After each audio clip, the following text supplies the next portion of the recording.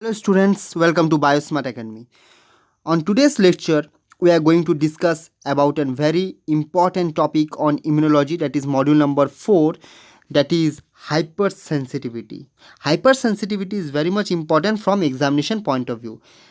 Previously, many question has been asked from this topic on various examination like CSI NET, GATE, DBT and ICMR. So this topic is very much important from examination point of view. So before I start this topic, I just want to share you that please subscribe to Biosmart Academy YouTube channel.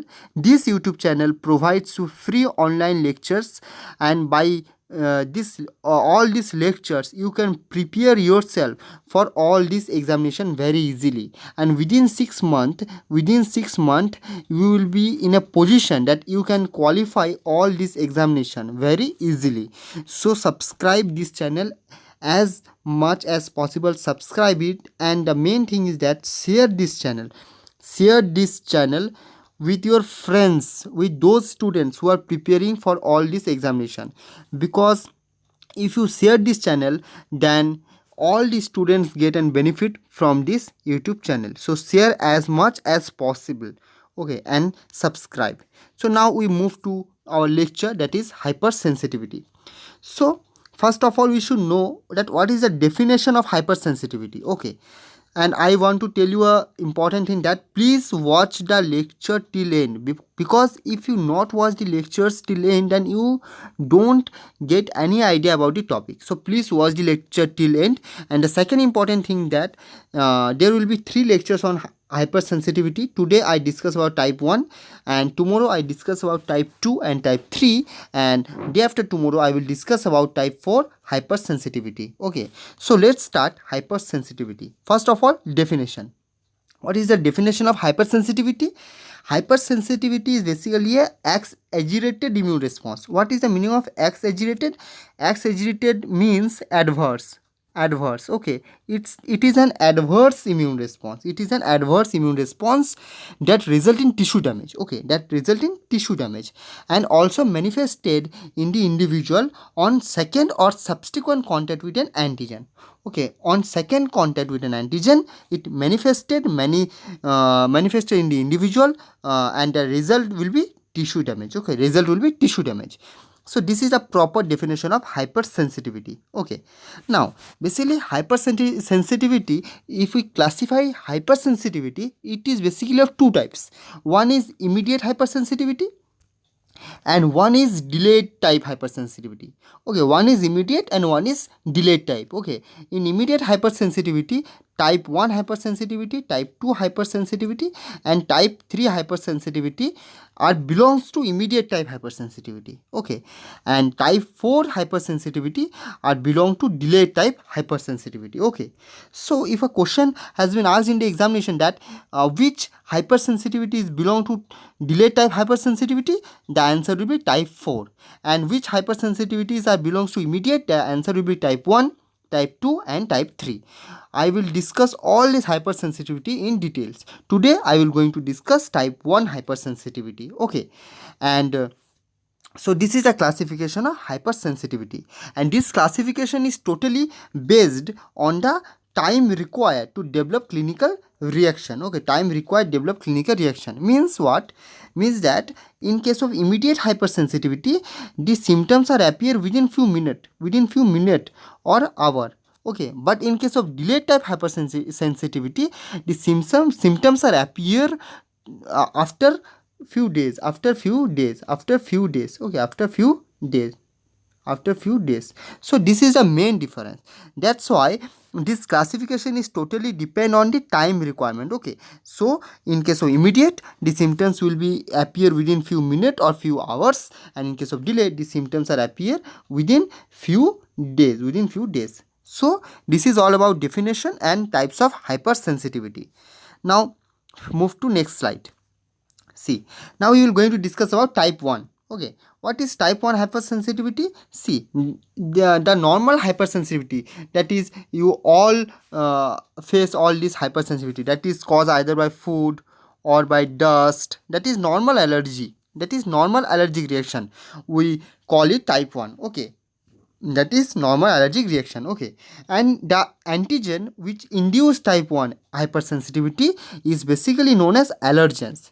The antigen which induce type 1 hypersensitivity are known as allergens, and here the allergens is non-parasitic type. Why the allergens here known as non-parasitic?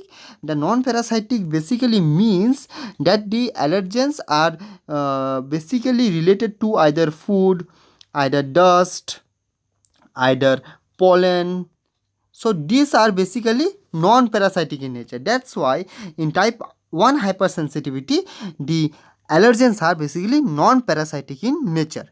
Okay, so these are three important points that is from type 1 hypersensitivity, and in the next slides we will going to discuss in detail about how type 1 hypersensitivity work, that is the mechanism, and what are the types of type 1 hypersensitivity. Okay, so if you have any doubt till now, then please comment on the comment box. Next, see, type 1 hypersensitivity reaction basically IgE mediated. Okay, here the antibody is IgE mediated. Now I will give you a clear idea about what is the mechanism behind this IgE mediated type 1 hypersensitivity with the help of a proper diagram. Okay, so that you can get a clear idea, and after that I will discuss the PPT. See, if we look the type 1 hypersensitivity, see, first of all, it is IgE mediated, that is IgE immunoglobulin mediated, and immunoglobulin have two heavy chains and two, these are the light chains. Okay, and what is this? This is IgE immunoglobulin. Okay, this is IgE immunoglobulin. Okay, now, and as I teach you in the previous lecture that immunoglobulin has a Fc receptor, see, this is the Fc receptor. Okay, this is a Fc receptor. So if you don't know about all this, then please go and watch my previous lecture on detection of antibodies as well as all the immunoglobulin lectures, then you get a clear idea about all this. Okay, now we should look about how this mechanism occurs. See, type 1 hypersensitivity basically bind to mast cell. This is a mast cell, and mast cell have lots of granules inside them, okay, and these granules are like this present. Okay, like this, all these granules are present, okay. So these all are granules, and the mast cell have a receptor, on its surface. For what? For this Fc region. Okay, and when an IgE immunoglobulin come here, then it bind to all this receptor. Okay, then it bind to all this receptor. Okay, it bind to all this receptor, okay, this receptor. See, it bind to this receptor. Okay, two light chains and two heavy chains, it binds to the receptor. Okay, and when the IgE immunoglobulin is bind to the receptor that is present on the mast cell, for what receptor? That is the receptor for Fc. Okay, when it bind to these receptors, then there is an exposure to allergens. Okay, there is an exposure to allergens, and this is the basically allergens. And when it exposed to allergens, then by this reaction degranulation takes place. Okay, what is takes place? Degranulation. Okay, and what do you mean by degranulation? In the process of degranulation, all these materials, that is all these granules are released. Okay,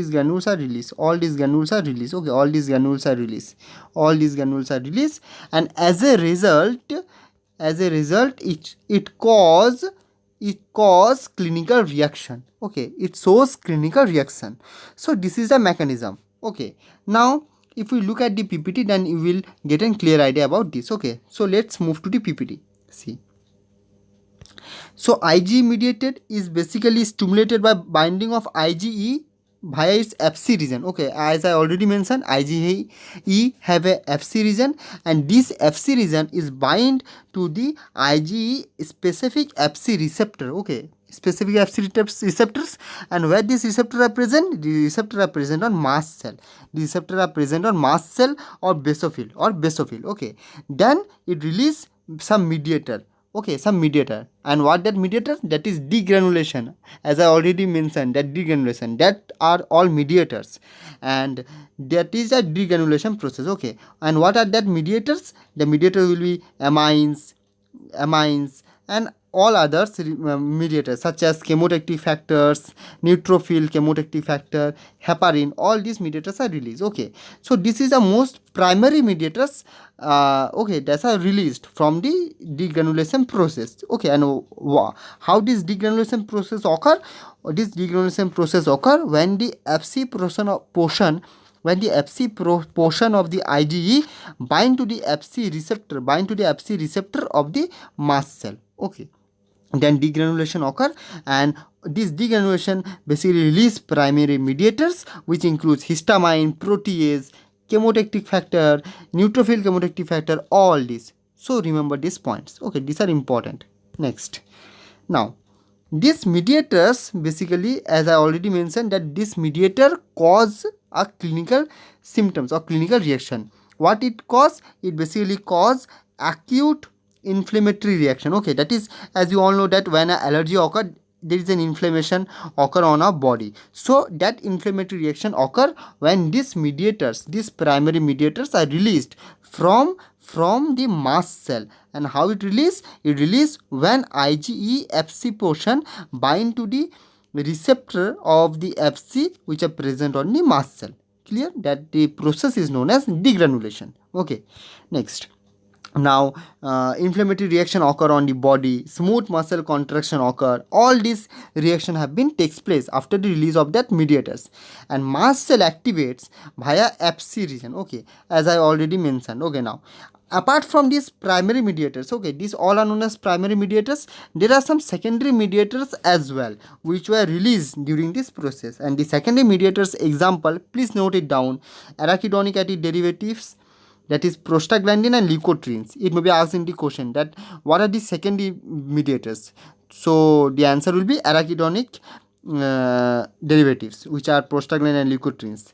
And PF, that is platelet activating factor, PAF, platelet activating factor. Okay, bradykinin. All these are secondary. All these are secondary mediators that are released. Okay, and what are primary mediators? These are histamine proteases. Okay, and how these mediators are released? By the process of degranulation. Okay, and what is the process of degranulation? That is a binding of Fc region to the Fc receptor which is present on the mast cell, and Fc region is present on IgE. Okay, so this is all about the mechanism. Now we were going to discuss about the type 1 hypersensitivity types. Basically it is of two types. One is atopy and one is anaphylaxis. Okay, one is atopy and one is anaphylaxis. Okay, so let's study one by one. So what is anaphylaxis? In case of anaphylaxis, it is a very dangerous. Okay, it's very dangerous. It is life threatening. Okay, why it is life threatening? Because it occur on the whole body. It occur on the whole body allergic reaction. Okay, that is when your whole body is get under allergic reaction, then it will be known as anaphylaxis. Okay, and it is caused, how it is caused? It is caused by re-exposure to previously encountered antigen. If an antigen again expose to you, that is exposed earlier, then anaphylaxis occur, and it is life threatening. Okay, life threatening and very rapid. And another one is atopy. Atopy is normal allergic reaction that we all are face in our past life, or till now, in future as well we are going to face is this atopy. Why this atopy? Because this is normal, this is hereditary. Okay, and this is caused by pollen, food, insect venom, all these things.